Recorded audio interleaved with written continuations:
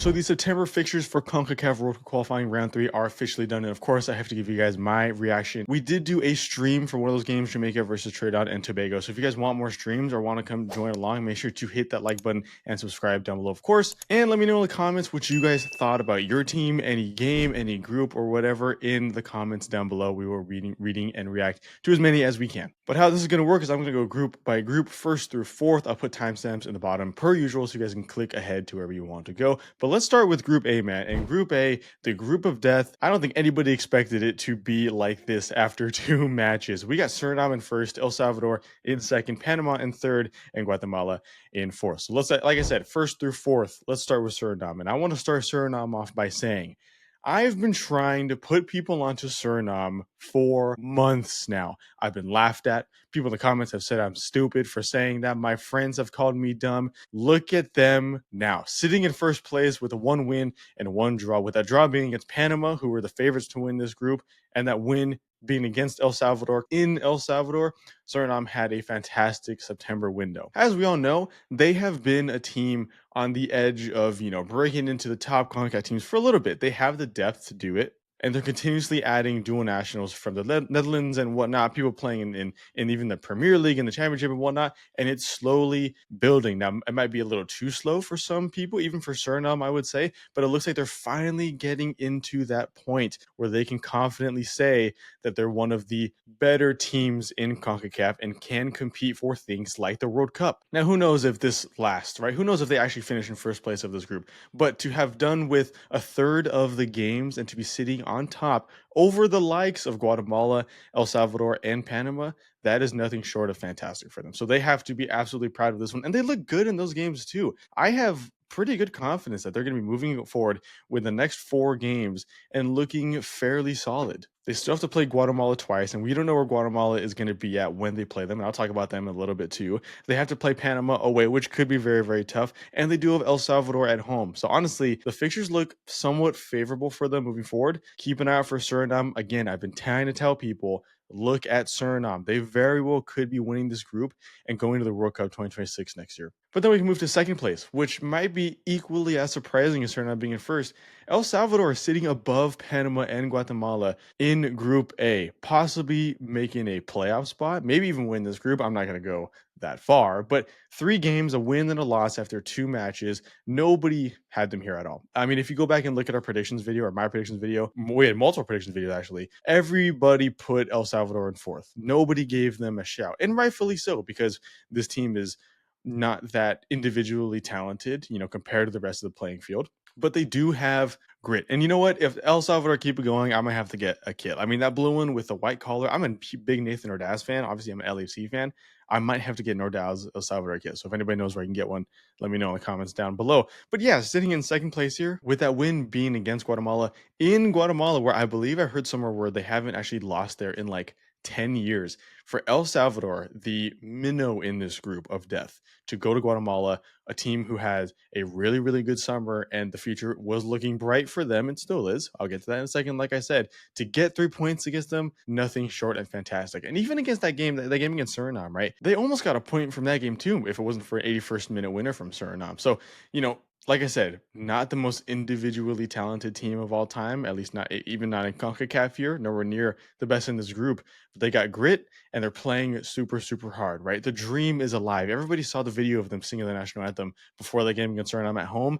I can only imagine what these next 4 games are going to look like. The next 2 games actually are going to be home games. So against Panama and Guatemala. Now, I could see them getting something from those games. I mean, the Guatemala game, unless Guatemala can get it going before that match, they might be able to get another 3 points against Guatemala if they perform in the same way in that first game. Now, Panama's going to be tough, but Panama are also looking a little rough. But now I can use that to segue over to Panama. And Panama, very disappointing window. Pretty clear and obvious that they are the favorite to qualify for the World Cup. Out of any team in this round, they probably are the favorite to qualify for the World Cup. Yet, after a third of these matches being played, they're sitting in 3rd place. And it's not like, they played really, really well. They just got super unlucky, or these teams got, some weird goals, or Panama scoring own goals. No. Honestly, Panama didn't even look that great. 2 draws, one of them being against Suriname, which, again, shout out to Suriname. No one really expected that, but Suriname, I think, fully deserved to have gotten something from that game. And then a draw against Guatemala, who you just beat 3-0 in the Gold Cup. Very similar circumstances, yet here you draw against them as well. A Guatemala team who also have not been looking that hot. So Panama, again, really disappointing September window, mainly because they can't put the ball in the back of the net, which is weird because Ismael Diaz had a fantastic Gold Cup. He was the Golden Boot winner, earned himself a move to León, Mexico.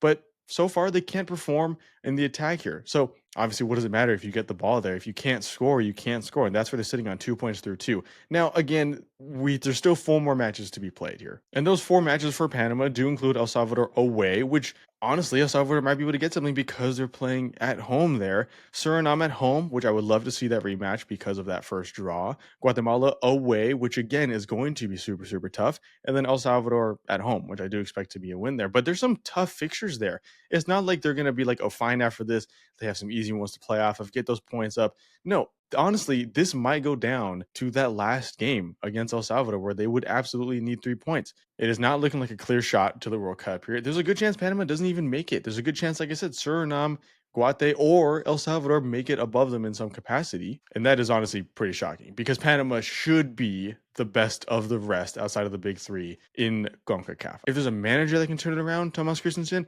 yeah, it'd be them, right? So don't count them out, but it was a very disappointing first 2 matches. Now we move over to Guatemala, who probably are the most disappointed here. They had a sensational Gold Cup over the summer, right? Where they went far beyond what I think most people, even Guatemalans, were expecting. And then you go from that to where a lot of Guatemalan fans, rightfully so, were feeling very confident that they were going to at least make a playoff spot here. And again, it still could happen. It's only 2 games out of 6. But they sit here after 2 games with 1 point, with a loss being against El Salvador at home. That is very, very demoralizing for Guatemala, right? Because you were at the highest of highs. And I'm not here to talk shit. I won't.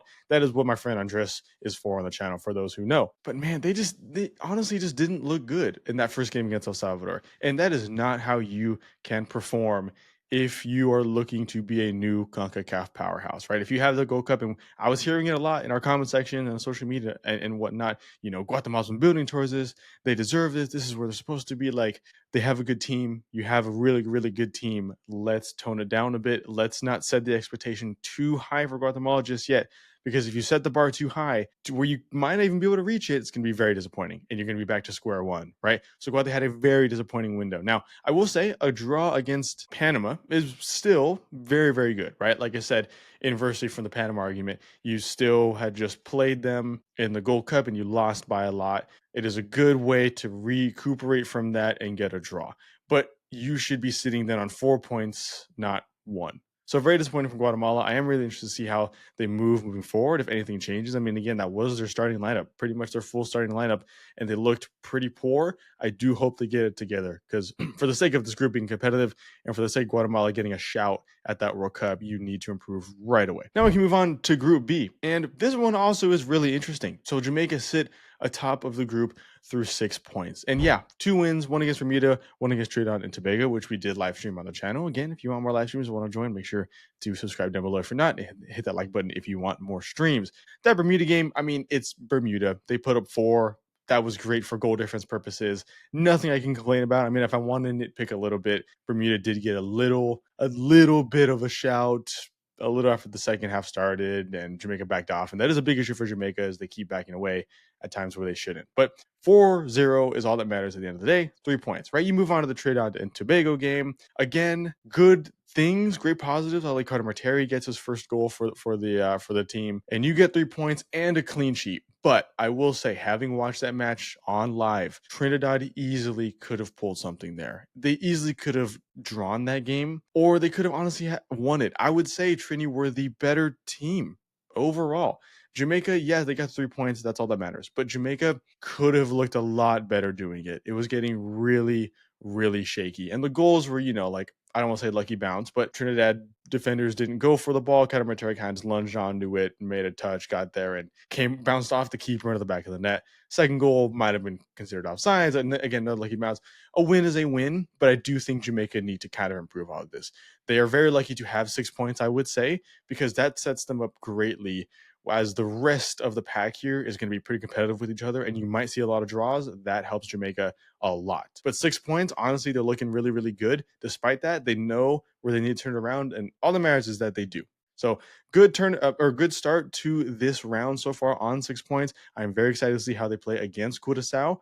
And speaking of Curacao, second place for them on 4 points. Now, again, I would say they're a bit lucky to be sitting above Trinidad and Tobago here, right? They got that draw in the first game against Trinidad. They are probably the luckier team to get the draw, the happier team to get the draw. I think maybe Trini maybe deserved something more from that game, at least over Curacao. And then you get 3 points against Bermuda, but it was looking pretty shaky there, right? Bermuda brought it back within 7 minutes. 2 goals in 7 minutes, that is, to make it 2-2. And it took, I think, to the 75th minute for Curacao to gain the lead there, right? Like, if I was sitting here talking about Bermuda having gotten a point from that game, I wouldn't be the most shocked, but it'd be kind of crazy.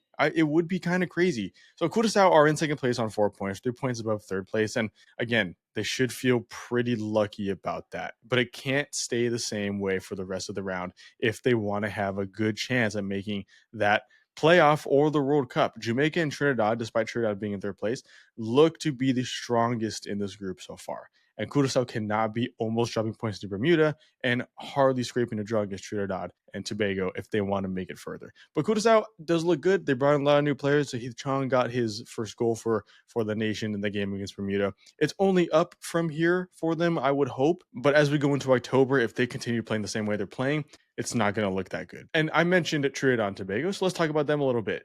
They are pretty hard done by to be at 1 point here after 2 games. Trinidad easily, I don't want to say easily, but there is a universe out there where they're sitting atop the group with 6 points. 4 points is probably more likely, even 2 points, but unfortunately they're here with 1. And I don't think it's deserved. Honestly, I do think they deserve more for their performances so far, but good sign for things to come. If you're a Trini fan, I don't think you should feel too upset just yet. There's still 4 matches to be played, with 2 of those being against Bermuda, which should be 6 points there, and then 1 against the other teams. I think Trinidad could pull it out and could get a second place, is where I would be willing to bet a playoff, place here for them, is where I would think they would end up. But they didn't play too bad. Again, like I said, they were probably the more structured, better team against Jamaica. And as long as they keep playing that way against these opponents, I would think that they're going to be up and around there when it's all said and done. And then Bermuda at the bottom, I mean, hey, congratulations on the 2 goals against Curacao. That was spectacular. And you almost took points away from Curacao. That is fantastic. Again, happy to be here is what I would say for Bermuda. If they could maybe keep playing like that and maybe take points off of another team in these next 4 matches, that would be sensational. But are they going to be finishing in the top 3?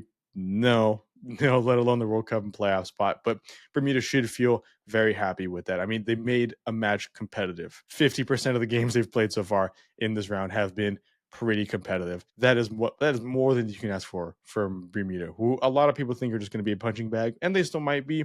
But I mean, congratulations, genuinely congratulations. 2 goals against Curacao is nothing short of spectacular. And then Group C, another disappointing one for a lot of people. So let's talk about it. I mean, Honduras sitting atop first place there with a draw against Haiti and a win against Nicaragua. I mean, will Honduras be able to keep it up to get to first place when it's all said and done after 6 matches? I don't know. I can't say I'm the most convinced by Honduras being able to, keep it straight while Costa Rica and Haiti are still trying to figure it out. I'm not quite sure. I do want to see them playing against Costa Rica first, but 4 points after 2. The game against Nicaragua. Nicaragua are unfortunately going to be the punching bag for this group. I don't see Nicaragua getting a whole lot in this one at all. So 4 points, I mean, as much as you can ask for. It was a pretty successful window when it's all said and done because of those point totals. I just really am waiting for Honduras to play against Costa Rica to kind of gauge where they're at, right? And that is that next match at home, which we all know how hard it is to play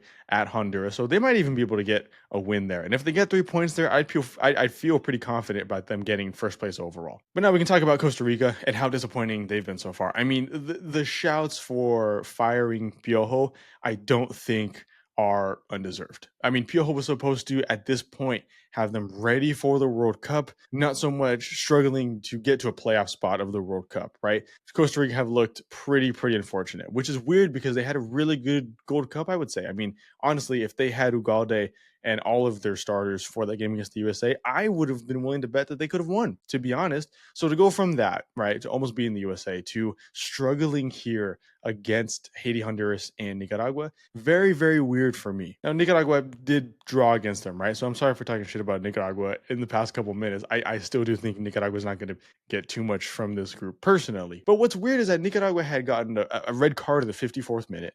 Costa Rica couldn't pounce on that. They got one goal and then gave up a penalty and whatnot. Expected goal wise, and I'm not one to be all stats and everything, but Costa Rica left that game with a 0.46 expected goal rate. That is abysmal for a team who wants to make it to the World Cup, for a team that was a man up for the last, 26 odd minutes or so. You cannot be sitting with an expected goal ratio like that if you want any success. If they do end up making the World Cup and somehow, whether that's playoff or getting first place somehow, at this rate, they're not going to win much. Not going to win much. Another disappointing window, we might see Piojo on his way out. I would not be surprised, but I am very surprised at how Costa Rica were not able to be more successful in this window. I'm really interested in seeing how they're going to be in the next one, where they do play Honduras at home, like I said, and Nicaragua at home. I think Nicaragua, you win get 3 points there at home, but Honduras away again is going to be tough, and you're not going into it with any momentum. I'm going to feel like Honduras is the favorite there, which shouldn't be the case. Costa Rica should be, without a doubt, be a top 5 or 6 CONCACAF team here. You should not be struggling in this group. Now to talk about Haiti, 2 draws in 2. I mean, I don't think you can ask for a whole lot more, right? Haiti had a really disappointing Gold Cup. I, for one, have been riding pretty high on them, to be honest, because leading into that Gold Cup, they were doing fairly well. Granted, it was against a lot lower opposition, and they hadn't really faced much top opposition in a long time. But against those lower opposition, they were scoring goals aplenty, if you will. Now, Gold Cup came and went. They didn't have a good Gold Cup at all, in my opinion. But they come in here, and they had a really, really good game against Costa Rica.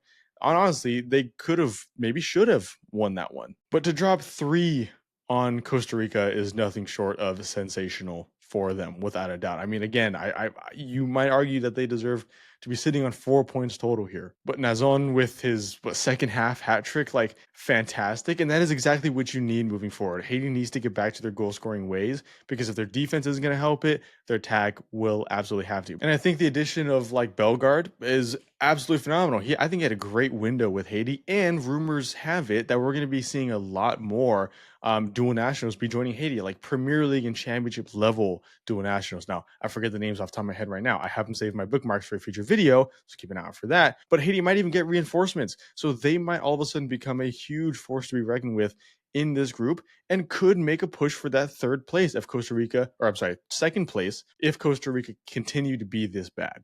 And then Nicaragua, hey, a draw to start off, fantastic. Do I see them doing a whole lot more? I can't say so personally, but who knows? In the next window, they might get a few more reinforcements because they are missing some key players. So by that point, maybe they look a little bit better, a little more competitive. However, they do play Haiti at home, which could be something good. Again, we talked about Haiti. Their momentum is at an all-time high right now. So Haiti could be, I mean, I think they still are the favorites there, but remains to be seen. I don't know much about Nicaragua's home ground and how hard it is to play it, but if it is, let me know in the comments down below. That will be a huge advantage, obviously. And then they go away to Costa Rica. That is where I see them struggling a little bit. I do think Costa Rica, by that point, might have a little bit better feel for the game overall. So I don't see Nicaragua getting a whole lot there. But regardless, September, I think, was overall successful. I think a point from the first 2, fantastic. And that was 2 games against 2 of the toughest opponents, or the top 2 favorites, right? So it's not bad. It's not bad by any means. I hate to disappoint any Nicaraguans if I haven't given you guys enough praise or not, but a point against 2 of the favorites for this group, I don't think you can complain at all. I don't think you can complain. So that was my reaction to all 3 groups of round 3 of CONCACAF World Cup qualifying for the September window. Now, of course, 2 more windows to go. October and November is going to be busy 2 months from us. If you guys want more content like this, make sure to smash that like button down below. And if you want to see more content like this and you're not already subscribed, what are you doing? Subscribe down below. We got live streams, we got previews, we got predictions, we got reviews and recaps, and a whole lot more special content I got for you guys coming your way. So make sure to keep an eye out for that. Again, let me know in the comments down below what you thought about September windows for any team or any group or any match. Let me know in the comments down below. We'll see you guys in future videos. Hopefully, my name was Elijah. This is Getting Football, and yeah, see you guys later. Take care.